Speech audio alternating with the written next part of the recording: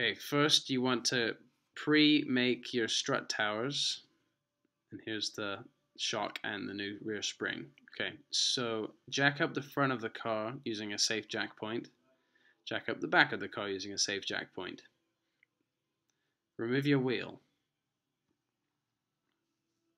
Remove this Christmas tree clip holding the brake line on. Remove these camber bolts that hold the spindle to the strut. Remove this bolt that holds the ABS sensor. Remove this bolt that holds the end link on.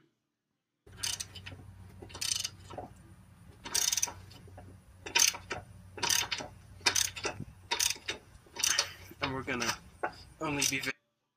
Remove the two, actually no, there's four. Take the strut tower out.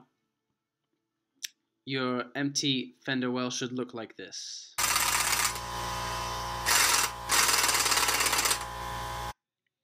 If it keeps spinning, just use something to hold it in and then jack it.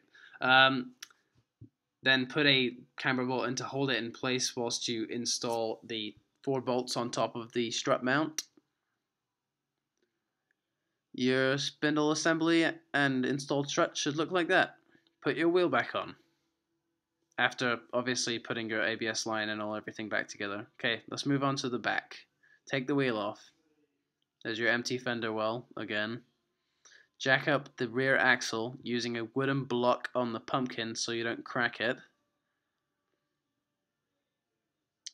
Remove that bolt holding the shock in. Remove the bolt inside the trunk holding the shock in. The shock should pop out. You're going to need to reuse the bushing on the top of the shock on the new shocks. They take a while, but they do come off. Reinstall the new shock. Tighten down. Here's the springs. Okay, you can see that the silver spring is the new one. It's slightly shorter than the old one.